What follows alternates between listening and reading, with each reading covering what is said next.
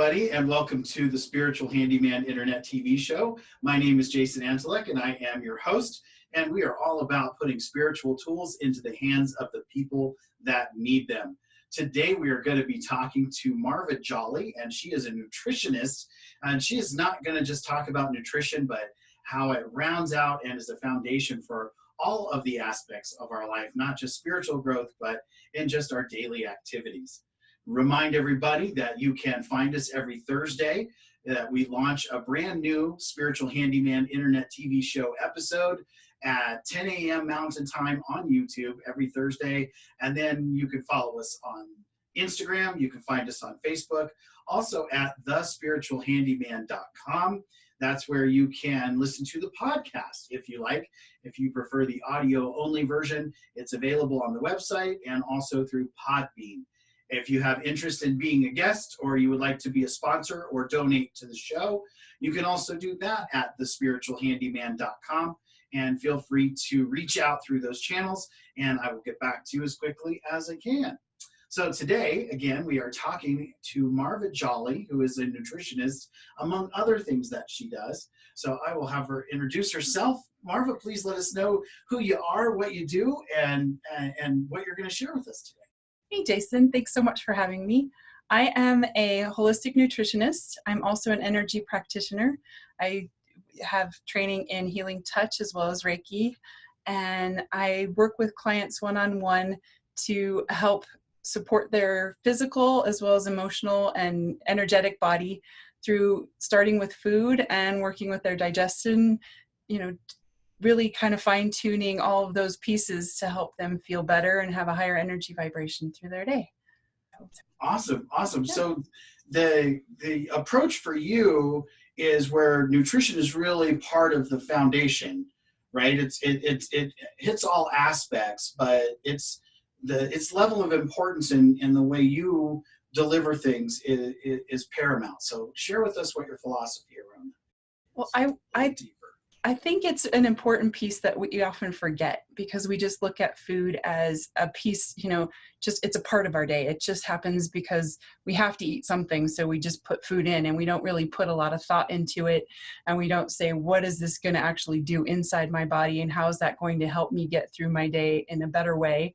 Am I eating the right combination of foods? Am I eating enough protein? Am I getting enough vegetables? And what source is my food coming from? All those things are something we just kind of slide by and say, oh, I have to eat something for lunch today and I'm on the run, so I'm just going to stop through and grab a drive-through and keep going and keep my schedule running. And what we don't really realize is that by the time we're at the end of the day, we probably have lost a lot of the energy that we should have had, because we made some choices through the day that weren't necessarily the best support for that body that we need to use to fuel it and keep ourselves going. And it can affect mood, it can affect our health, it can affect long-term health, it can affect stress levels, it can affect how we process our food. The foods that we eat really can impact a lot of our health issues. It can affect our energy levels. It can affect so many different things that it's not something that we actually put thought into.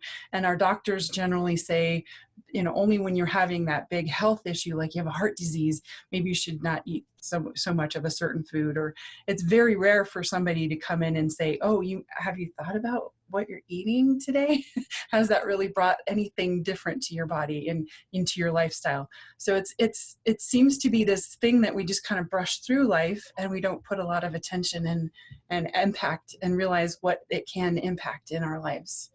So it affects the physical body, it can affect the mental and the spiritual and the emotional, energetic, and it's a really big component that we often just throw under the rug and just say, I have to get dinner, so we're just going to eat and move on. That's great information. Thank you so much for sharing that foundational piece of what nutrition can really help you with in other areas is very, very powerful. It is. Right? So it's really about bringing the right things into your body in a way that you're aware and you're paying attention. And you really treat it with a sacredness that I think is not necessarily unique, but it's really special. So share with us what Mealtime is like for you and what your approach is with that. Okay, for the most of us, we have that just rush through the meal, and that brings a level of, this isn't an important thing in my life for me. And what we've heard, I've heard the terms that this body is a temple from, when I was a child. That's just like a little side phrase. And what I did was I took it to heart more. And I said, well, if this is a body is a temple, then I need to take care of it. And how do I do that best? I can go to get, my physical from my doctor. I can do this. I can run every day, or I can, have an exercise program. But what I'm eating actually plays a big part into that, how I create that sacredness here in that temple. And recognizing the fact that absorbing the good foods that I put in is going to help fuel the cells and bring it into down to that little level really made a lot of sense to me in my own personal life. But it also fueled that I need to bring that to other people too, because it made such a big impact. The right kinds of foods for my body really did increase my strength, increase my energy levels, and increase my health. So it really made a big impact to me. And I didn't realize how big it was until I actually started stepping into that myself in my own journey. And then bringing that into my everyday, thinking, oh gosh, maybe I should prepare a meal. Maybe I should start with some really high vibrational foods that are organically based, that I recognize what a tomato looks like. I'm not just getting tomato sauce in a can that's been processed. I start with a tomato. What can I do with that? Can I put that in a salad? Can I bring more vegetables in? Look at my meal, look at my plate, and see it as a whole thing that's going to bring sacredness and self-care to me. And once I put it in that perspective, it really brought home the fact that food does play a huge part into what we do every day.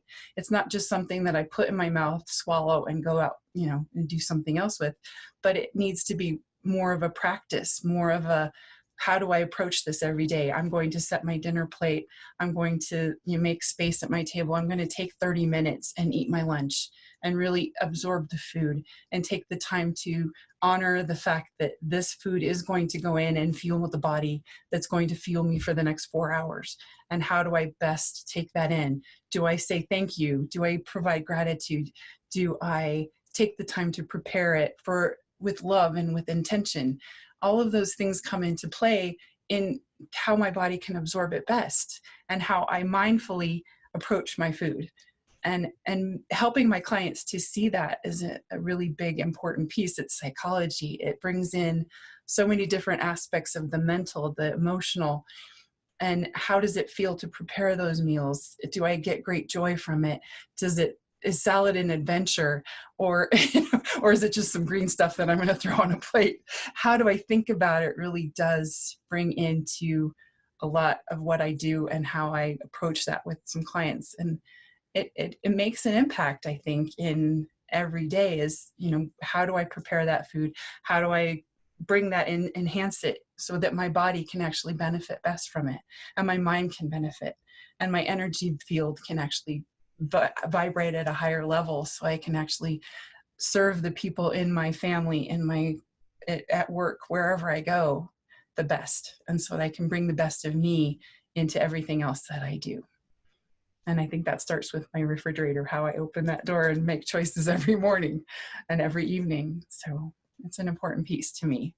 And I really hope to bring that to other people, that awareness. That's really beautiful. That's powerful information. And it's a great perspective on how we can take an opportunity to stop treating our food like our hunger like a symptom.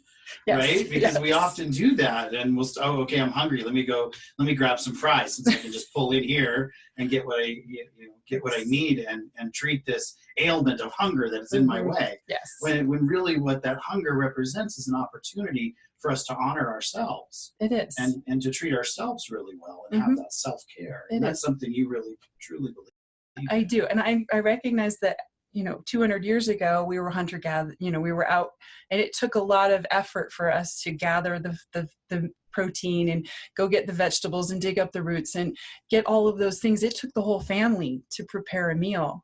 We don't do that now. We don't have the time. We've got all these manufacturing places that put food in packages and boxes and bags, and we're not taking that time to honor the process of getting food from a tomato into some sauce that we put on our noodles. And I mean, yes, we can't go back to let me grind up the wheat. You know, that's a little, it's not necessarily something that we can do in our daily lives. But if we honor that process that our ancestors took and take the time, we're actually honoring them. We're honoring ourselves in the process too.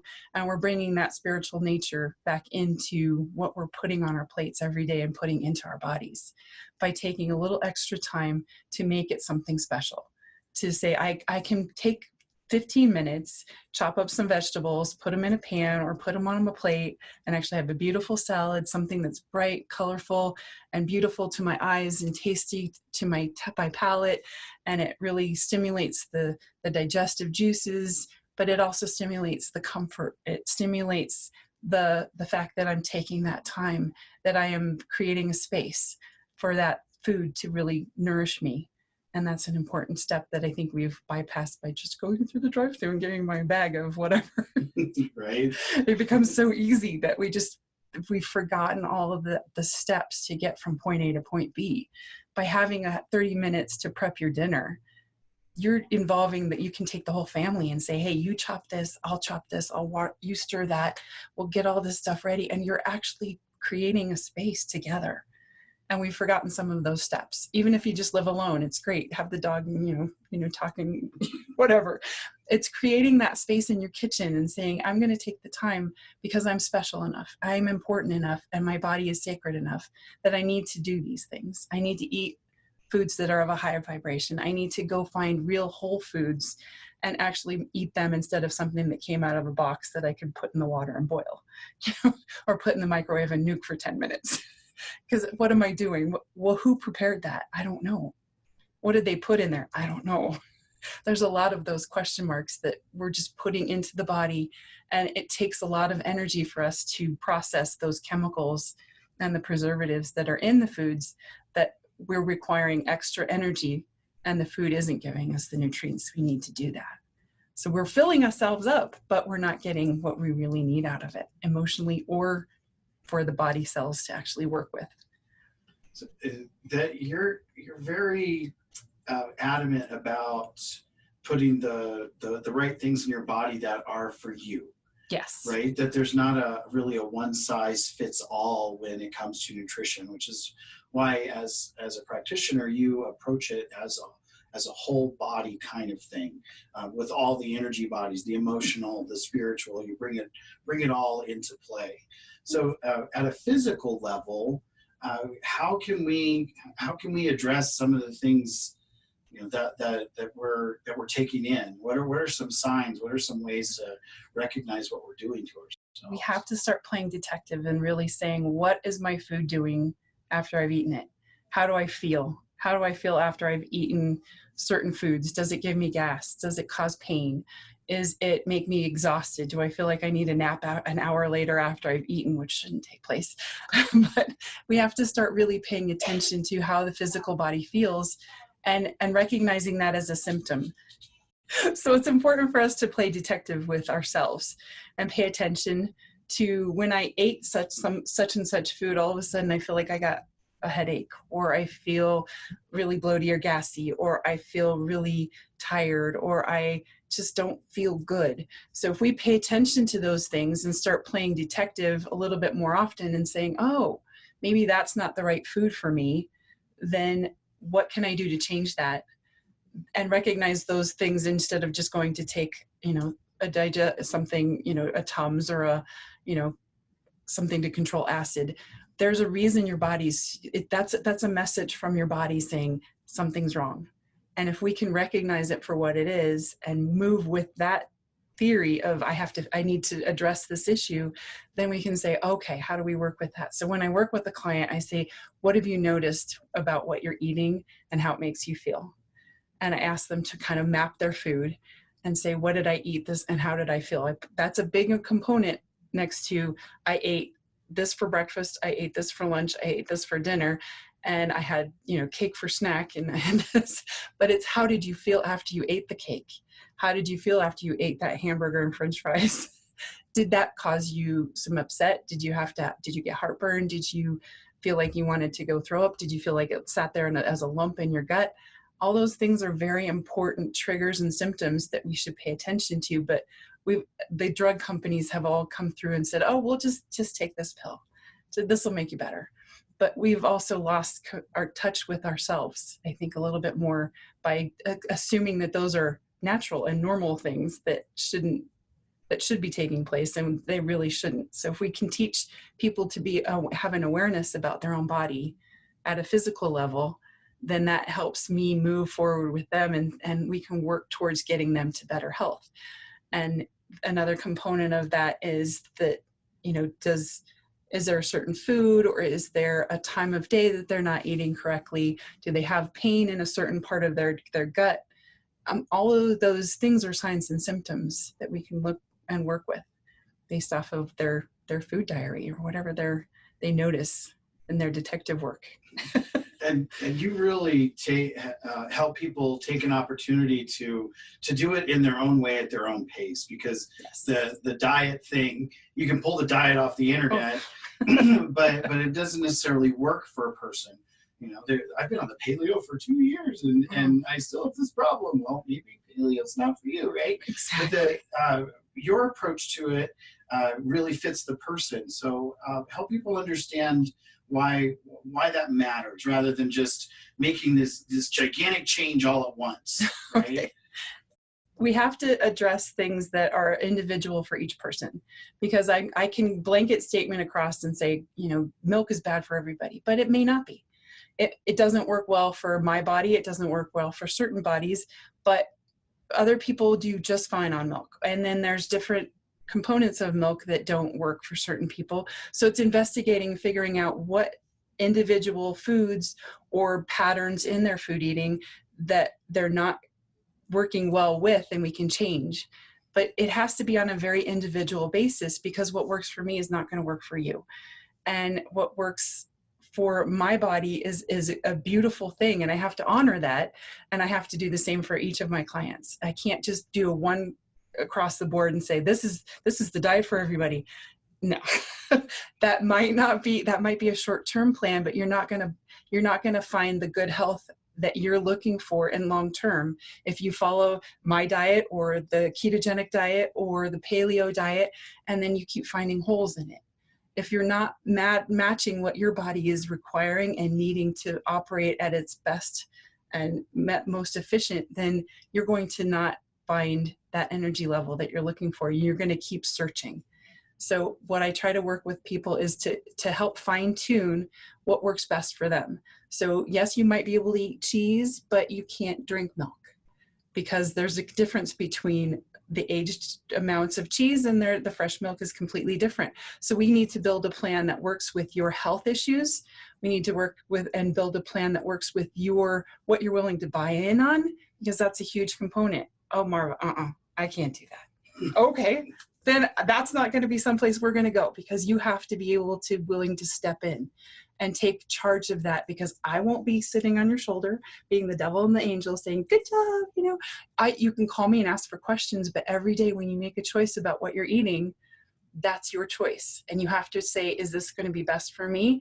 Or am I going to have one of those 80-20 moments right now where I ate really good for the rest of the week and I'm going to go party Friday night? I might pay for it later, but I'm going to have fun with my friends. And that's great. That's a wonderful thing to have. Go have the cake, have some stuff, but try to keep it within limits too, because you don't want to wake up tomorrow going, oh, so you're really saying feeling it. Don't eat the whole cake? Don't eat the whole cake. Have a piece.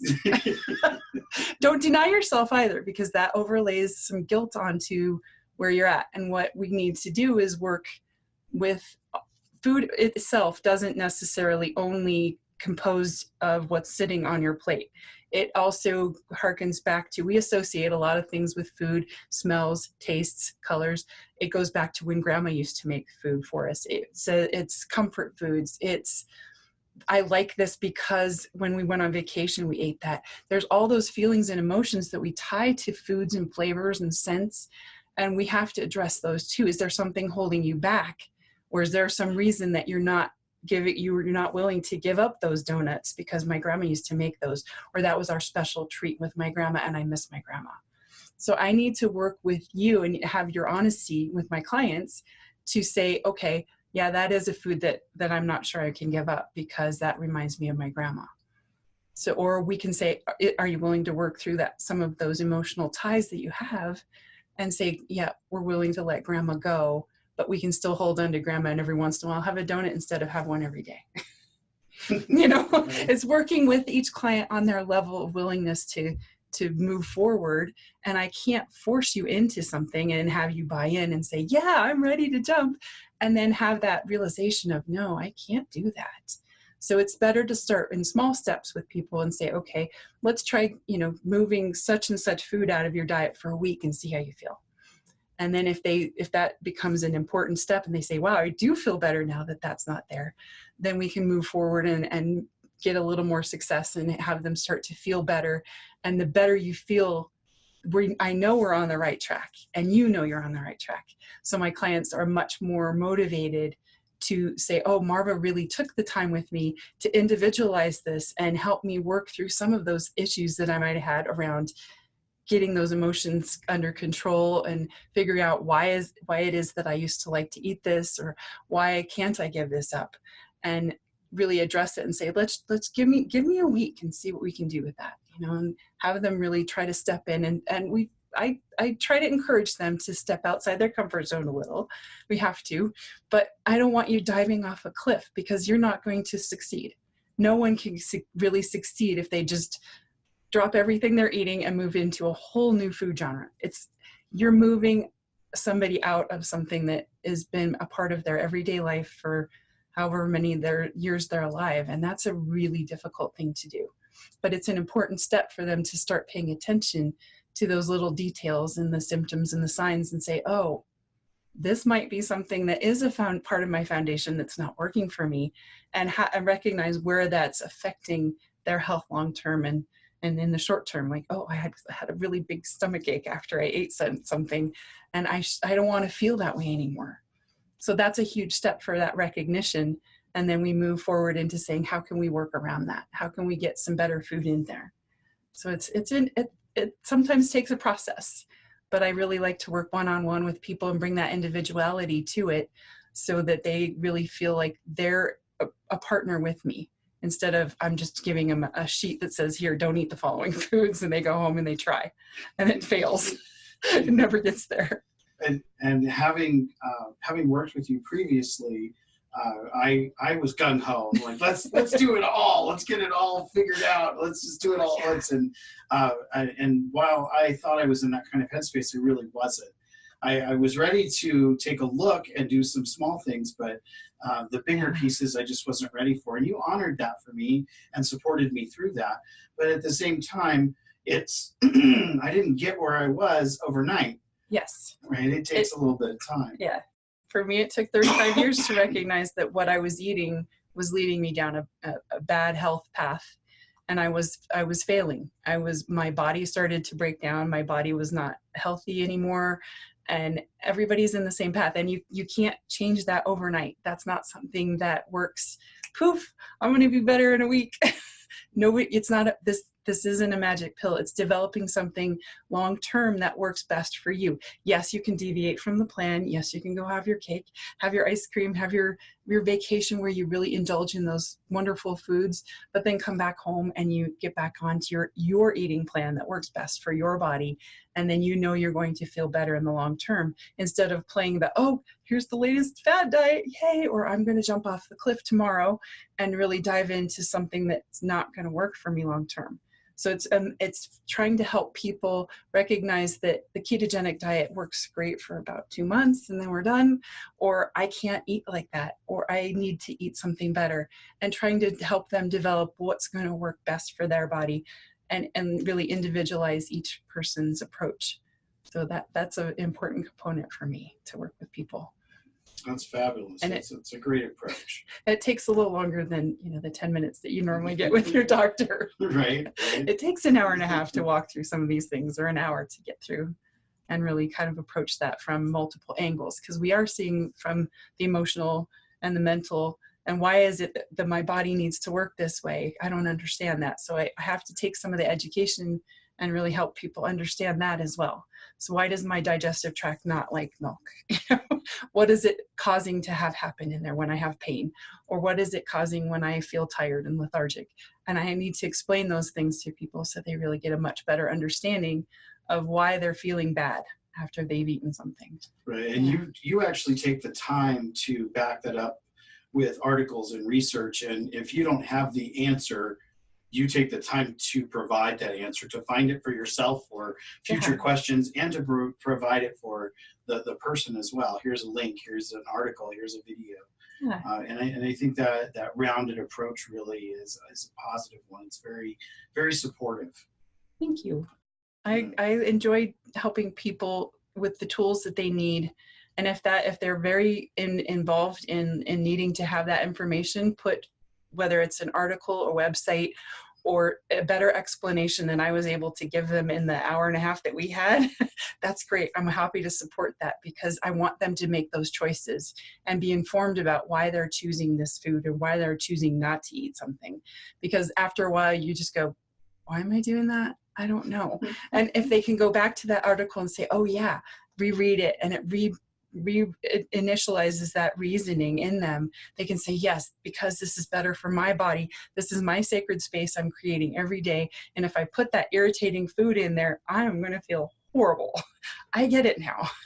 So I like to give people the tools that help them get from point A to point B. If it's recipes, or if it's a diet plan, or if it is, text me every day and tell me how you're feeling, or everybody's an individual. And so I try to approach it on their basic level of what do I need to help support me through this?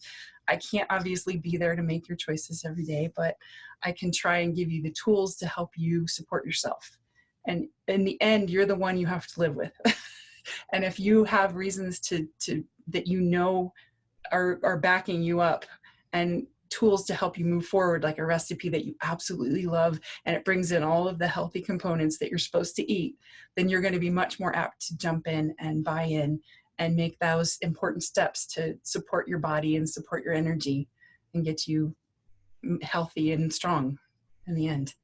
So if people want to learn more about what you do and get in touch with you, how do they go about that? They can reach me through my website at healingtouchnutrition.com, or I'm at the Discover Your Spiritual Gifts Center every Wednesday from 10 to 5, or they can reach out directly to me on my cell phone at 303-478-8047.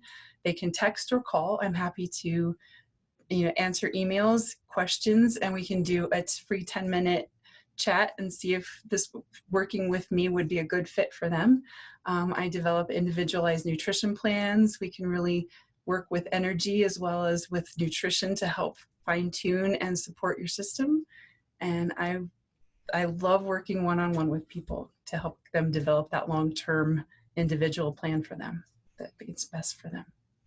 Thank you for taking the time to share your expertise with us and to impart some of the tools and some permission for people to to be a little more gentle with themselves. I think that 80-20 is one of the it's realistic, right? It's a real thing. So thank you for taking the time to share that with our community and Thanks, Jason. and taking the time to do this interview today. I appreciate your time and I appreciate you having me here. So I will put down into the comments how you can get a hold of Marva and what those links are, what the phone number and all of that information will be available to you. So feel free to check out the comments section or description.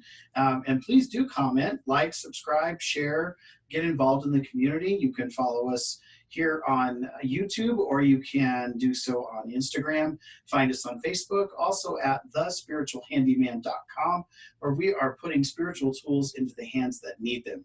Thank you so much for watching and or listening, and we will see you in the next episode. The Spiritual Handyman, bringing spiritual tools to the hands of the people who need them. Sponsored by the Eagle Heart Foundation. The Eagle Heart Foundation is a 501c3 nonprofit organization that brings charitable contributions and educational enhancements to the people. So how can you be a part of the Spiritual Handyman and the Eagle Heart Foundation? The Triple Win Situation. This book was written by Granddaughter Crow, and half of the proceeds go to the Eagle Heart Foundation, which in turn sponsors the Spiritual Handyman. How to get it one? It's on Amazon and Kindle for only $9.99. So we are here to bring tools to you.